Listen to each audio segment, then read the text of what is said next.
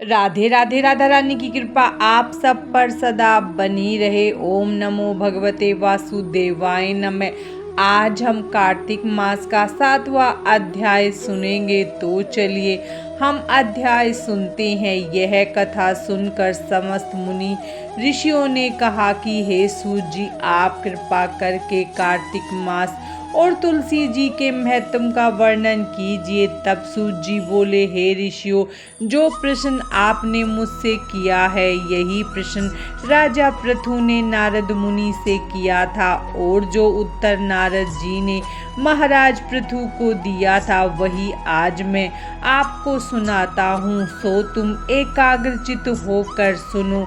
एक दिन राजा पृथु ने श्री नारद जी से पूछा, हे देव ऋषि, भगवान को तुलसी इतनी प्यारी क्यों है? आप कृपा करके इसका महत्व सुना दीजिए। राजा पृथु की बात सुनकर देव ऋषि नारद बोले, एक समय देवराज इंद्र बहुत से देवताओं तथा अप्सराओं सहित देवों के देव श्री महादेव जी के दर्शनों को कैलाश पर्वत पर गए।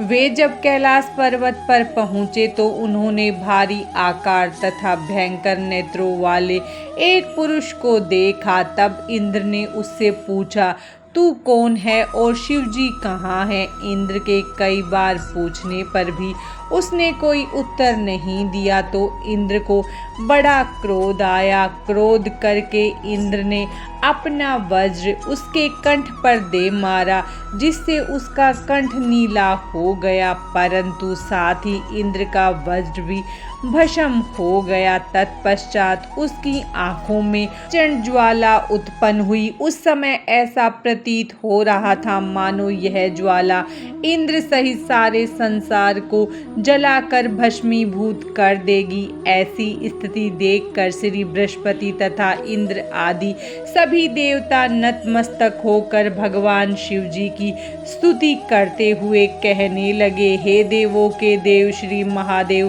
त्रिपुरासुर और आघासुर का विनाश करने वाले त्रिपुरारी अघारी, आपको बार बार नमस्कार है। हे सुर नर मुनियों की रक्षा करने वाले, आपको नतमस्तक प्रणाम है। श्री नारद जी ने कहा, हे राजा पृथु, इस प्रकार देवताओं की स्तुति सुनकर श्री महादेव जी ने समस्त ब्रह्मांड को भस्म कर देने वाली अग्नि को शांत कर दिया और बोले, हे देवताओं, मैं तुम्हारी स्तुति सुनकर अत्यंत प्रसन्न हूँ, सो तुम वर मांगो।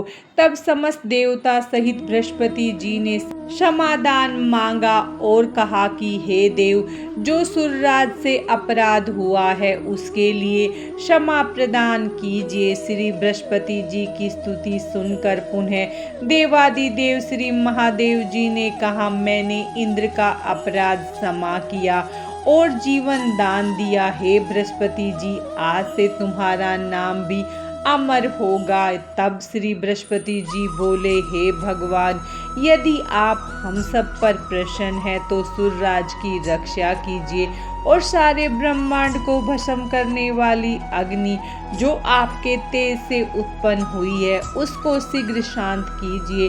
भगवान शंकर ने कहा, मेरे नेत्रों से निकला ज्वाला रूपी तेज अब वापिस कैसे हो सकेगा?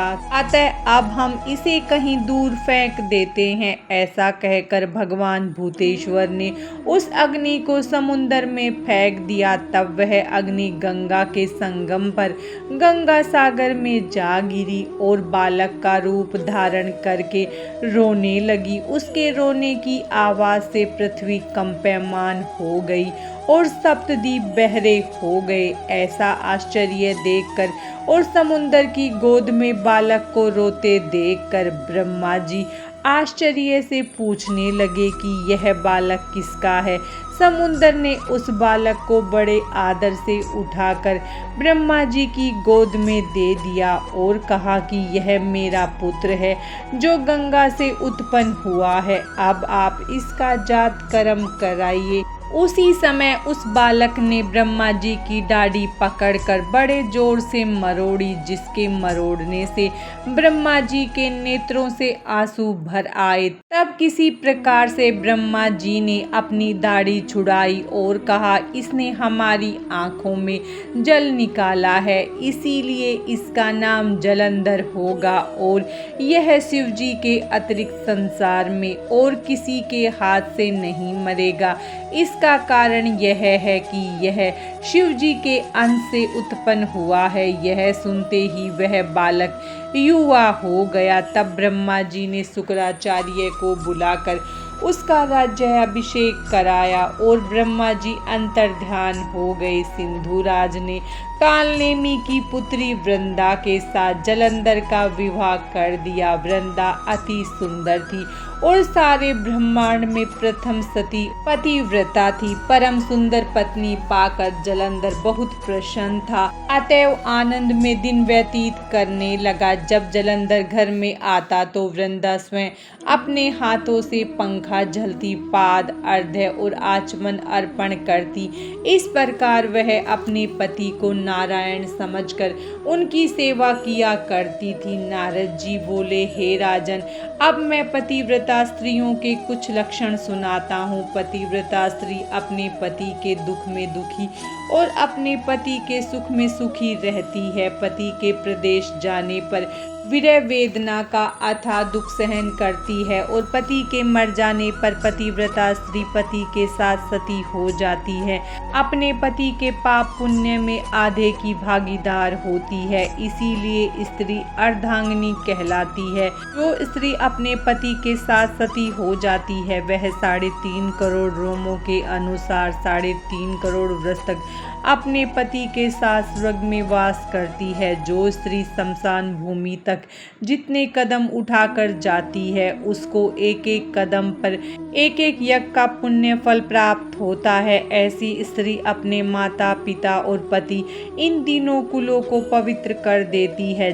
कार सपेरा सर्प को बिल से बाहर निकाल लेता है, ठीक उसी प्रकार पतिव्रता सती नारी अपने पति को नरक से निकाल देती है। इसीलिए पतिव्रता स्त्री द्वारा पति के साथ सती हो जाने को परम धर्म माना गया है। जलंधर की कथा पर वापस आते हुए नारद जी ने आगे कहा, हे राजा पृथु, देवताओं के भय से भयभीत होकर जो सब दैत्य पाताल लोक में भाग गए थे वे जलंधर का अभय पाकर पुनः पृथ्वी पर आकर निर्भय घूमने लगे। उसी समय जलंधर ने राहु के कटे हुए सिर को देखा तो उसने शुक्राचार्य से इसका रहस्य पूछा। तब शुक्राचार्य जी ने समुद्र मंथन के समय देवताओं द्वारा अमृत को छले जाने का समस्त वृत्तांत कह सुनाया। इस प्रकार अपने पिता का मंथन और देवताओं द्वारा दैत्यों का अपमान सुनकर जलंधर को बड़ा क्रोध आया। क्रोध में भरे हुए जलंधर ने घसमर नामक दूत को बुलाया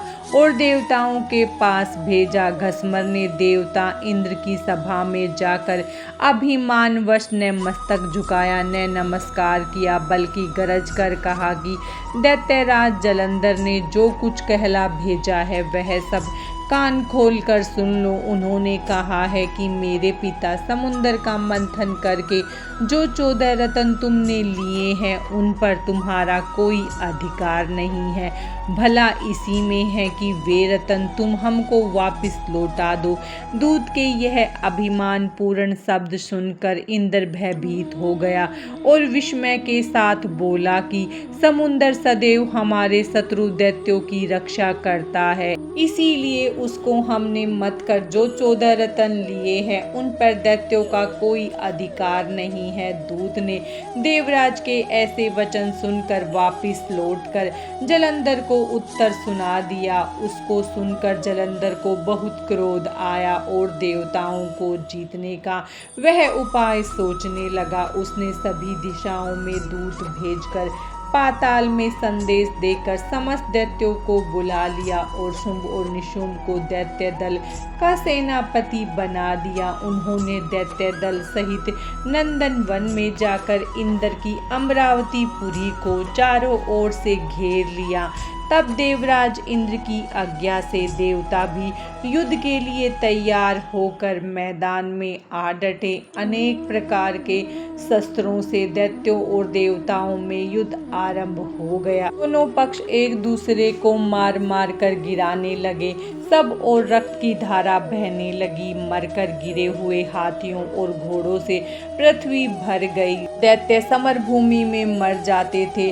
उनको शुक्राचार्य अपनी संजीवनी विद्या से जीवित करने लगे। उधर गुरुदेव बृहस्पति द्रोणाचल पर्वत की दिव्य जड़ी बूटियों का प्रयोग करके देवताओं को दोबारा जीवित करने लगे। जब देव गुरु बृहस्पति द्वारा जड़ी बूटियों के प्रयोग से देवताओं को जीवित करने का समाचार दैत्यराज जलंधर ने सुना तो उसने समस्त बलशाली दैत्यों को एकत्रित करके आज्ञा दी कि द्रोणाचल पर्वत उठाकर समुद्र में फेंक दो। जलंधर की आज्ञा पाते ही दैत्यों ने द्रोणाचल पर्वत उठाकर समुद्र में फेंक दिया और फिर घोर युद्ध आरंभ कर दिया। दोबारा प्रारंभ हुए युद्ध में बहुत से देवता मारे गए। तब देव गुरु बृहस्पति जी एक बार फिर संजीवनी बूटी लेने द्रोणाचल पर्वत पर गए। पर्वत न पाकर और देवताओं का संहार होते देखकर देवगुरु घबरा गए। व्याकुल होकर बृहस्पति देव ने देवताओं से कहा कि शीघ्र ही यहाँ से भागो, क्योंकि यह दैत्य जलंधर के अंश से उत्पन्न हुए हैं, इसीलिए तुम्हारे मारे से नहीं मरेंगे। देवगुरु बृहस्पति जी की यह बात सुनकर सब देवता घबरा गए और भयभीत होकर भागने लगे। जब समस्त देवता देशों दिशाओं में भागकर छिपने लगे, तब दैत्यराज जलंधर ने जीत के नगाड़े बजवाते हुए अमरावती नगरी में प्रवेश किया।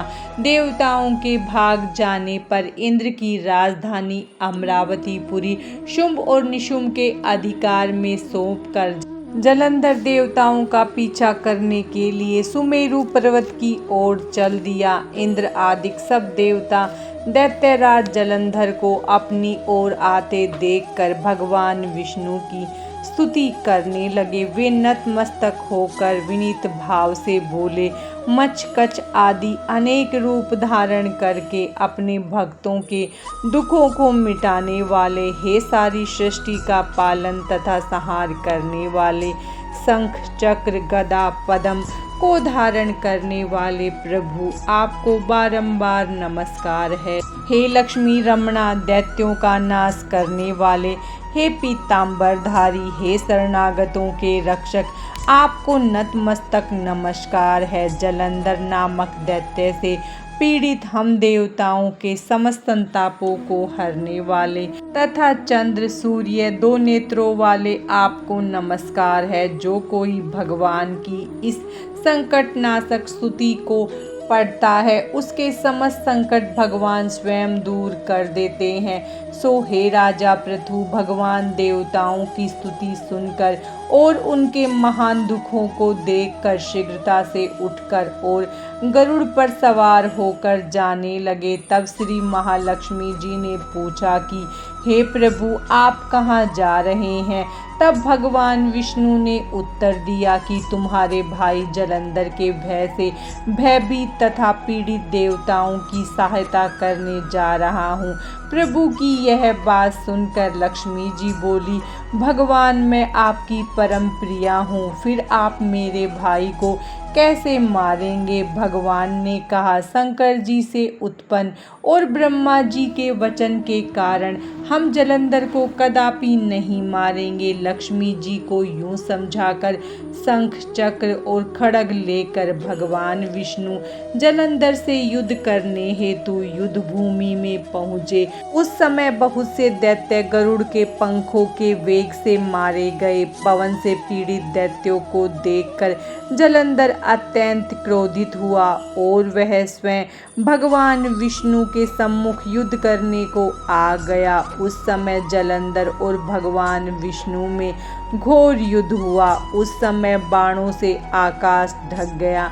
भगवान विष्णु ने जलंधर के रथ का ध्वज, छत्र और बाण काट डाले तथा रथ के सब घोड़ों को मार डाला। यह देख जलंधर ने गरुड़ के मस्तक पर गदा मारी, जिससे गरुड़ देव मूर्छित हो गए। तब भगवान विष्णु ने अपनी तलवार से जलंधर की गदा को काट दिया। इसके बाद जलंधर और भगवान में कई वर्षों तक मल्लयुद्ध होता रहा। जलंधर और भगवान विष्णु के इस घनघोर युद्ध को देखकर सारा ब्रह्मांड भयभीत होकर कंपायमान हो गया। अंत में भगवान विष्णु ने कहा, दैत्यराज, तुम्हारा और हमारा युद्ध ठीक नहीं है, क्योंकि तुम लक्ष्मी जी के भाई हो। तब जलंधर ने कहा, यदि आप प्रसन्न हैं तो मैं आपसे यह वरदान मांगता हूँ कि आप लक्ष्मी और गरुड़ सहित मेरे घर में ही निवास करें।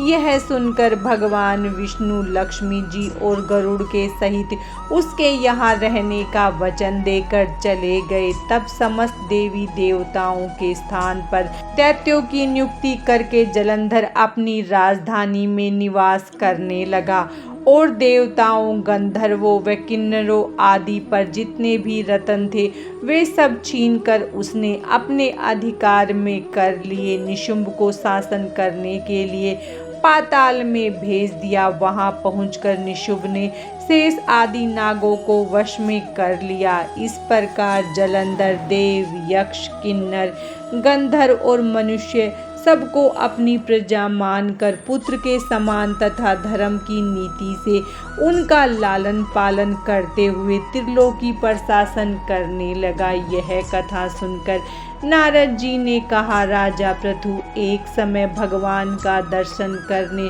तथा जलंधर का वैभव देखने के लिए हम भी उसकी राजधानी में गए थे। कार्तिक मास का 7वां अध्याय समाप्तम। भगवान श्री हरि विष्णु और माता लक्ष्मी की कृपा आप सब पर सदा बनी रहे। राधे राधे।